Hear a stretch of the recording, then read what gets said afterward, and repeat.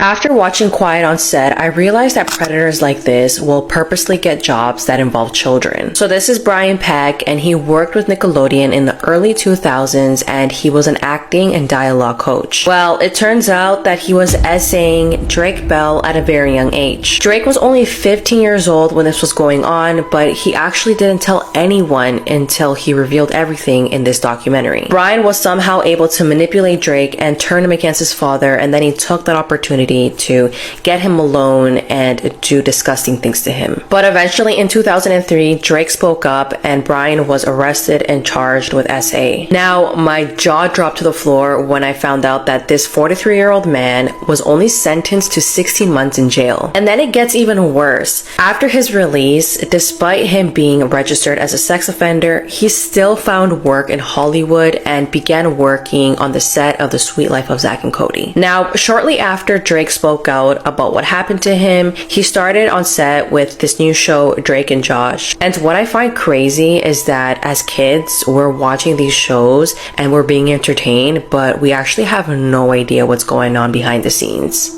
One of the suspects in Preston Lord's murder has been released from jail. 16-year-old Preston was assaulted during a Halloween party on October 28, 2023, and passed away 2 days later at the hospital. In December, 7 suspects who were part of a group called the Gilbert Goons were investigated, and in March, they were arrested and charged with the murder of Preston and other charges. Each of the suspects were issued a $1 million bond, and up until this point, they all remained in jail. But now, one of those suspects, 17-year-old Talon Vigil, has been released after posting bond. According to a statement from the Maricopa County Sheriff's Office, Talon Vigil's bond was paid and he was released on Friday with electronic monitoring. This monitoring will continue until he goes to trial. The Sheriff's Office also said that the other 6 defendants remain in custody and have not posted their bail. It's not clear if they expect any of the other suspects to post bail as well, but if they do and they are released, they will also be subject to electronic monitoring. And it's also unclear exactly when a trial will begin. While it could take some time for a trial to begin because they may still be collecting evidence and putting a case together, since the defendants have actually been charged, they have the right to a speedy trial, so it's unlikely that it will take too long. I hate you. 20 years is nothing. It's not enough. In all honesty, I don't think my mother's life is worth 20 years. And I have to learn to live without my mom. I have to graduate next year. I have to go through all life steps without a mom. And I really did not have a father. So the fact that you took away my one and only love, you should be ashamed of yourself. Ashamed. My mom would walk in the room and everyone's demeanor would change. She could make you laugh, she could make you cry, she was the funniest person. And what you did to my cousin wasn't right. The type of person that she was very loving and caring. She was always there for me. She's never gonna be able to see my little cousin grow up. You have 2 daughters who have a mom. She's not gonna be able to see her mom anymore. You went on the run, you didn't care, you're a selfish person, you're careless for the actions that you did. 20 years is not enough time. It should have been you instead.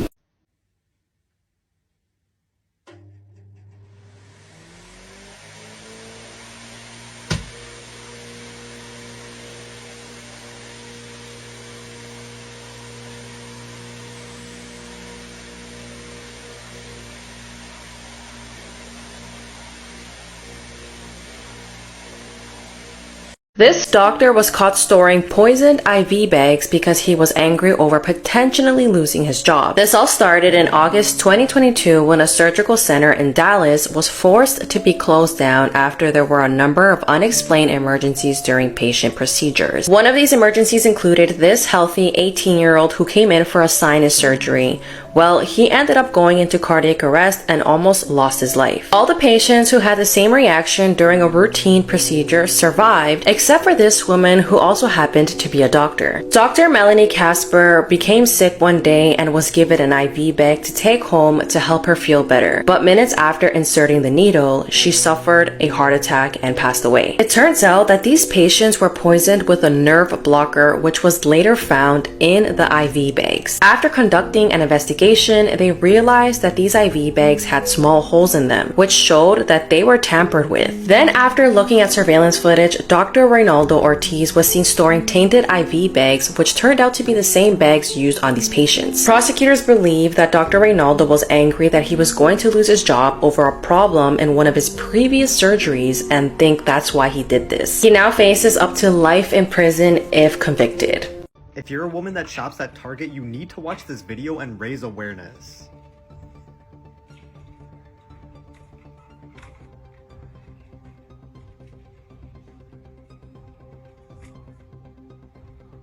Excuse me, what are you doing? No, I just saw you put that underneath her dress. The woman who posted the video of this creepy man shared her story saying, "I ran to Target today in Greenville, North Carolina for a few items. I stopped by the baby section to look at clothes for my grandbaby. A young man was suspiciously close to me and holding his phone at a very weird angle. I thought maybe he was trying to Bluetooth my info from my phone that was visible from my jumper. I was wearing a wide leg one-piece jumper.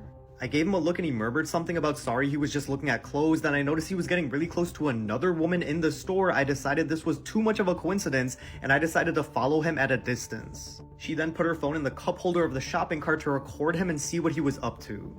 A young woman was squatted down looking at something on a bottom shelf and he got right next to her, so close I was wondering if they were together. Then she stood up and moved a little to her left and squatted again. This time the man approached from behind and had his phone at that weird angle and stuck it under her dress to video or take a photo. I immediately shouted to him and he stood up.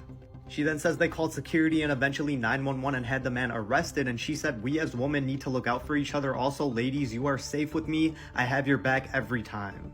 That man's name is Thomas Elliott, and what's even worse is he's a volunteer at an elementary school. He has since posted a $5,000 bond, and as always, I'll keep you guys updated.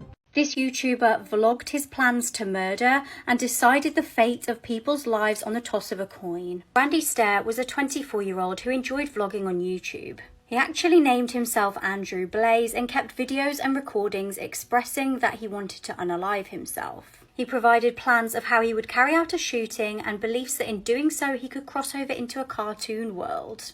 In April 2017, he posted the video Fate by Coin Flip. He explained that if heads won, he would unalive himself at home. If tails won, however, he would carry out a mass unaliving at his work. In a dramatic video that has obviously since been removed, tails won on the final coin flip. In June 2017, he was working a late night shift at Wise Markets in Pennsylvania. During closing time at around 11 p.m, he went to the back of the store and blocked off an emergency exit. He then continued to stock shelves and clean up. An hour later, he sent links via his Twitter account detailing his murderous plans. He then went on to block off other exits of the store.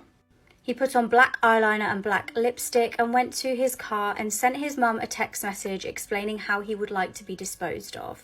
He pulled out 2 weapons and started his plan. He killed Victoria Brong, Brian Hayes and Terry Lee Sterling. He actually approached his co-worker Kristen Newell, who had headphones in, so she hadn't heard what had gone on. She reports that he stared at her for a few moments and then simply walked on and didn't shoot her. She actually managed to escape and called 911.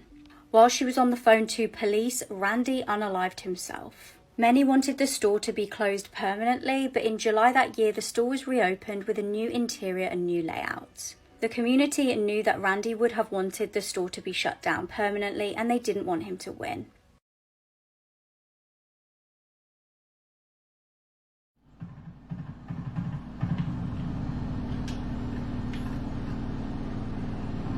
Mum, can you just pass my drink that's on the table, please? Thanks.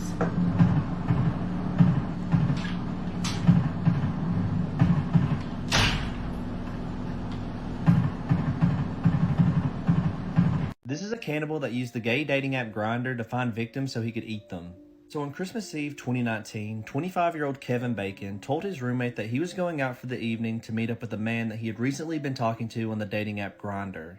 Now, after 3 days, Kevin failed to come home or contact any of his friends or family, and they started to get worried, and they eventually went to the police to issue a missing persons warning. Later on the day that he was reported missing, Kevin's car was actually found abandoned in a parking lot, along with all of his clothes and his cell phone. Using his cell phone, police were able to actually access his Grindr account and see that the last person he had messaged on there was a man named Mark Lutunsky. Police were able to track down Mark Latunsky, and they asked him if they could look around his house for a bit, and he actually happily agreed. However, when police went down to the basement, they made an absolutely horrific discovery. Hanging from the rafters by his ankles was the nude body of Kevin Bacon. His throat had been slashed, his body had been drained of blood, and most shocking of all, he had actually been castrated. Upon further questioning, Mark happily admitted that he had actually castrated Kevin and then fried up his testicles and ate them, and that he was planning to use a food dehydrator on the rest of Kevin's body so he could preserve it and eat it later. After Mark was arrested for the death of Kevin, police actually discovered that he had had several previous run-ins with the law in the months leading up to the death. 2 men on 2 previous occasions actually called 911 stating that they had escaped from Mark's basement after he drugged them, tied them up, and was planning to torture them. In both cases, police just chalked it up to a gay dispute, and they didn't actually look further into it. Mark was quickly found guilty of Kevin's death, and now he's currently serving life in prison. Hey guys, there's been a bit more information to come out about the Riley Strain case that I thought was pretty interesting. As you already know, Riley is the University of Missouri student who went missing after he went to a few downtown bars in Nashville with his fraternity brothers. His body was found in the Cumberland River 2 weeks after he went missing. I literally think about this case every day still. Something is not sitting right with me. I feel so bad for his family. But the mystery has deepened a bit because Riley's mother has revealed a text message that he sent to her a few hours before he went missing. In a nutshell, Riley texted his mom that night to tell her his drink tasted strange. His mother, Michelle, stated that Riley had ordered a rum and coke and he told her it didn't taste good. His mother has now shared her fears that the drink might have contained something that it shouldn't have, which could explain Riley's behavior in those videos and why he was acting the way he was before he went missing. I do think we've all suspected this could possibly have happened all along. She said there might have been something in the drink that shouldn't have been, and that he stated it tasted like barbecue. I've never had a drink taste like barbecue. That is just odd. And she stated that she replied to him, "That sounds awful." And he said, "Well, it sounds good, but it's not." As you all know, he had been at Luke Bryan's bar, Luke's 32 Bridge Bar. It really sounds to me like he was texting and acting completely normal until he wasn't. And it was like, boom, something was off. Another bit of information I learned was that a renowned forensic expert by the name of Dr. Bill Bass stated that he fully believed that the fact that his pants were ripped off could totally indicate he was murdered. He said he would say somebody took those pants off. He said it is very hard for pants to come off in the water. Again, something just is not right with this case. I've been saying it all along. I hope investigators are looking at all possible leads. I hope they're getting the video footage. I hope they have video footage that just hasn't been released yet. What are y'all thinking about all of this? Let me know in the comments, and don't forget to give me a follow. A brand new report outlining what may have actually happened to the men inside the Titan submersible when it imploded has been released, and it is absolutely harrowing. So unless you've been living under a rock, I'm sure you must have heard about the billionaires who paid $250,000 each to go in a dodgy submarine to see the wreck of the Titanic. So it went missing on the 18th of June and likely imploded that same day. Most experts have said that the 5 men wouldn't have known they were in danger at all, as the submarine would have imploded almost instantaneously. However, a recent report by engineer and underwater expert Jose Martin suggests that this was not the case. In his report, he writes that the men would have likely been aware of the impending implosion. In fact, he believes that they would have known their fate anywhere from 48 to 71 seconds before it happened. The report hypothesizes that the submarine was at a depth of 5,500 feet when it malfunctioned, and at that point the vessel would have taken a nosedive towards the seafloor. And as it plummeted, it would have been impossible for the men to operate it. So the next part of the report is quite unnerving to imagine, but we have to remember that this is just a hypothesis. No one can ever actually know for certain what happened to the men inside of the Titan submersible. But Jose believes that as the submarine fell, the men would have crowded on top of one another. He then writes in his report, and I quote, "In that period of time, they," meaning the 5 men, "are realizing everything. And what's more, in complete darkness." After 41 to 71 seconds of falling, the submersible would have imploded, causing instant fatality. It's horrifying to even consider, but we have to remember that this report is merely assumption. Well, I say that, but it is based on theory, so there is some kind of backing to this report. But the 5 men may have had no idea what was happening to them as it did. And I guess for the sake of them and their families, let's hope that was the case.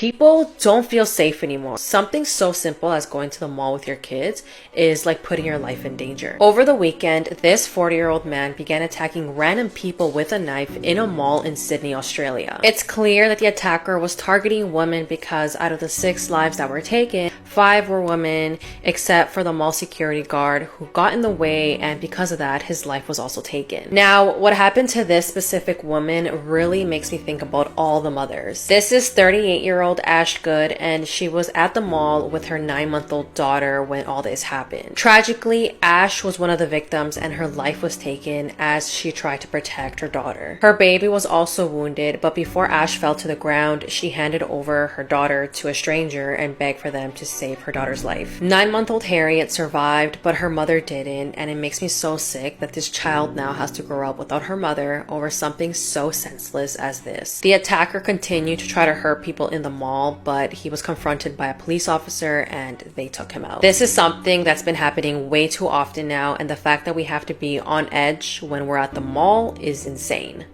Thank you so much for this comment. Confirmed, Thomas Elliott from Greenville, North Carolina, that tried to take a photo of a woman's dress in Target has been charged with felony secret peeping. He is out on bail, but there's one other update I want to show you. So first thing, that bond, $5,000. I don't feel great about that, but I understand bonds are set by charge, but this is a felony charge, really $5,000. But the other update, a spokesman with Pitt County School confirmed that Elliott was a volunteer at Eastern Elementary School in Greenville and provided the following statement. We are disturbed and deeply concerned by video footage of the individual that has been shared on social media and news outlets, and based on the footage, that individual will not be returning to our campuses as a volunteer or hired as an employee. Prior to being granted access to our campuses, volunteers and visitors are screened through Raptor, a program that determines if individuals are listed in offender databases. If an individual is flagged in Raptor, they are not granted access to our campuses. So essentially, he wasn't flagged before. Surely he will be now with this felony peeping charge. And the last statement is the video footage has been posted to social media, which, yes, it sure has, hasn't it? Let me know your thoughts on him being out on bond and now being fired. I am curious. I have seen some comments that he has also been released from his duties at the church. I hope that is true. Don't like the idea of this man around anyone, really. The video is just so disturbing, but let me know your thoughts. This substitute teacher was found in the back of her car with no clothes on with one of her students. This is Erin Ward. She's a substitute teacher from Nebraska. This happened on April 13th in the early hours around 1 to 3 a.m. The police got a call about a suspicious vehicle parked at the dead end of a road. At the scene, deputies found 2 people in the back of a gray Honda Pilot, Erin Ward and her student. The 17-year-old student reportedly jumped into the driver's seat and sped off, crashing into a yard nearby. He then got out of the car and fled on foot, naked. Deputies then got a hold of Erin Ward in the backseat, putting her clothes on. The vehicle was apparently owned by Ward and Ward's husband. Yes, she's married. She then admitted to deputies that she was having an affair with her high school student. Deputies then located the student. He had socks, a shirt, and boxers on. The officers transported the teen to a safe place to receive medical care and be interviewed. They did the same thing with Erin Ward. Erin Ward was then booked into the county jail. The principal of the school then put out a message. This substitute teacher will not be returning to our school for the 2023 to 2024 school year. I mean, duh. Let me know what you guys think about this case in the comment section below. And as always, these videos are for informational purposes only. A woman and her boyfriend have been arrested in connection with the murder of her 5-year-old daughter. Welcome back to Crimers. Yet again, another kid case. These always make me super uncomfortable. And this poor beauty was so gorgeous. So this was 5-year-old Kingsley Welty, and her mother, Toni McClure, and her boyfriend, Ryan Smith, are being accused of locking her in a closet and keeping her covered in waste.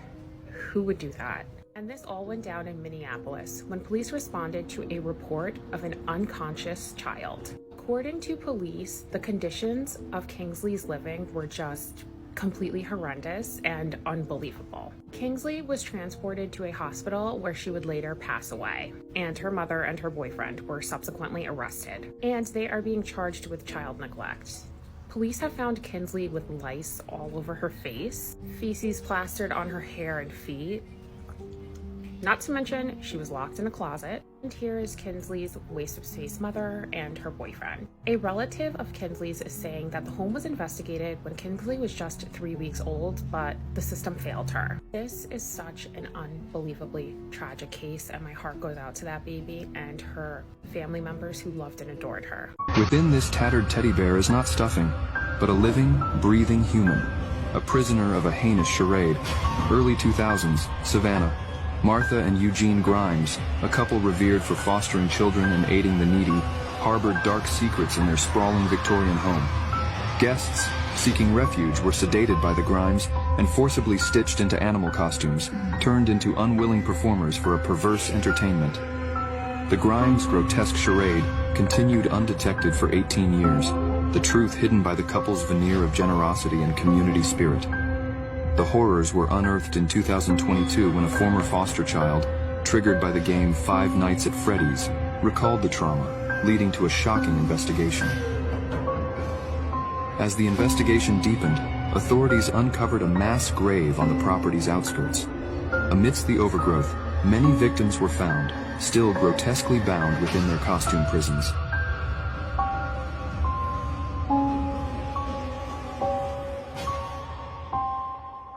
Up here in the mountains north of Las... The man that you just saw in that video was 47-year-old Kenny Veach, and he disappeared hiking in the mountains of Nevada after finding a bizarre cave near Area 51. So Kenny was an avid outdoorsman who posted to his YouTube channel very frequently, but on November 10th, 2014, Kenny vanished. On that day, he set off on a hike, he left his camera equipment at home, and yeah, he totally disappeared. Now, something interesting to add in here is Kenny was basically a survivalist. He had been doing these trips out into the mountains for 20 plus years. He knew how to climb cliffs, he knew how to deal with rattlesnakes, he knew the proper equipment and supplies he'd need to bring on these hikes, and yet he completely vanished. Here's a little map people online created showing where Kenny could have possibly vanished. But it's the words that he spoke in a 2014 YouTube video titled Son of an Area 51 Technician that are bizarre. I'm going to read you this quote from his video that he posted. "That ain't nothing. I'm a long-distance hiker. One time during one of my hikes out by Nellis Air Force Base, I found a hidden cave. The entrance to the cave was shaped like a perfect capital M. I always enter every cave I find, but as I began to enter this particular cave, my whole body began to vibrate. The closer I got to the cave entrance, the worse the vibrating became. Suddenly, I became very scared and hightailed it out of there. That was one of the strangest things that ever happened to me." To this day, nobody knows exactly what happened to Kenny Veach. His body has never been recovered, and he's never made another appearance in society. For example, family members and someone who claimed to be Kenny's ex-girlfriend claimed that at the time that he went missing, he was really depressed. He had started to try sell inventions that never took off, and he had allegedly told someone close to him that if he ever took his own life, no one would ever find him. But still, nobody's ever found Kenny. So what do you guys think? I'm going to play a little clip from one of his other videos at the end of this TikTok, but let me know your comments below. And if you want to hear more true crime stories, listen to the podcast Murder in America that I co-host with my wife, Courtney. It's available on all streaming platforms. Lots of little caves. But they're not the kind of cave I'm looking for. The kind of cave I'm looking for is deep, and it's dark, and it's shaped like it's shaped just like the letter M. The fact that this man who worked with kids for so many years was good friends with John Wayne Gacy, one of the most disturbing serial killers, is insane. And if you don't already know, John Wayne Gacy was also known as the Killer Clown, but in the 1970s, he AR'd and murdered over 30 young men and teenage boys, and he actually buried a lot of them under his house. So while John was in prison, him and Brian became pen pals, and Brian actually kept all his letters from John in his nightstand. John also drew this clown painting for Brian, and in the back he wrote, "To Brian, I hope you enjoyed the painting. Best wishes, your friend John Wayne Gacy." This was revealed for the first time in the documentary Quiet on Set. I noticed a painting in the room that stuck out to me because it had nothing to do with Planet of the Apes. It was of a birthday clown holding balloons. And Brian got very excited when I asked him about it. He flipped the thing around, and on the back it said, "To Brian, I hope you enjoy the painting. Best wishes, your friend, John Wayne Gacy. It was a self-portrait of serial killer, John Wayne Gacy. At this point, I'm like 14. I didn't know like the details, but I knew like this guy's a serial killer who like killed a lot of young men and boys. My instinct was like, everyone has to see this. And so like all the parents and the kids come into the room, and then Brian presents the painting again. And Brian actually developed a pen pal relationship with John. He kept like this pile of letters and photos from John Wayne Gacy in his nightstand next to his bed. And he like pulls them out and starts showing them to me. Your instinct is to give someone the benefit of the doubt. If you've known them for that long, even in the face of like this really bad sign. It was one of those like classic failures of group psychology. This man who was like trusted as basically a supervisor of kids is not safe.